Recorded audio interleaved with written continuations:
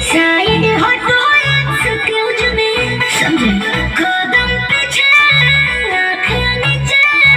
ना photo selfie दूँ सच में पेन्हिल फाटल चूहा के काटम क्या बोले अरे पेन्हिल फाटल चूहा के काटम चटक लगावेले उठ लाली जींस वाली के तनो जान मारे आय है जींस वाली के तनो जान मारे बाकी दिलवा चुरा ले जींस वाली के तनो जान मारे बाकी दिलवा चुरा ले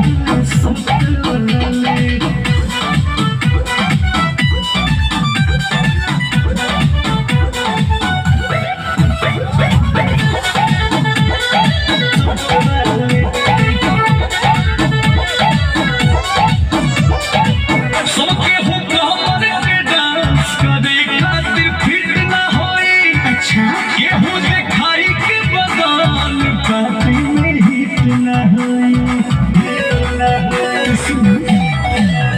कोई क्या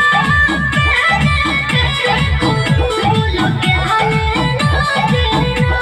बोलो तेरा हक नहीं कहने को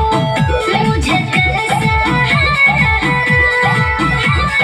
मारे स्टाइल स्वीट स्माइल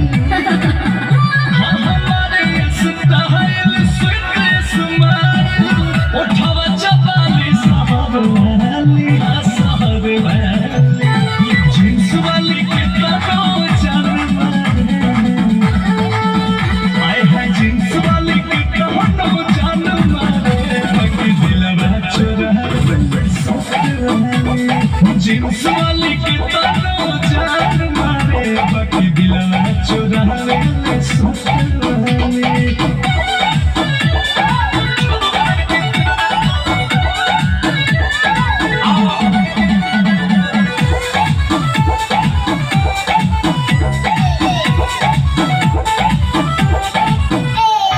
दिलवा चुरा ले चुरा कदली हाथ बार चपटिया कबाड़ी में गेहूं के लिप्स पर किस जवानी के खुमारे में मुझसे हट नहीं जाना झटका लग जाएगा सब जो सब बिगड़ जाएगा कभी होश न आएगा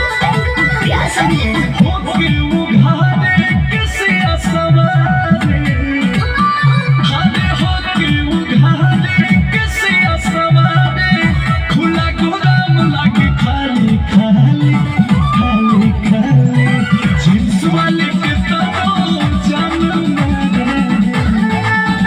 आय है जींस वाली के तनो जान मारे बाकी दिलवा चुरा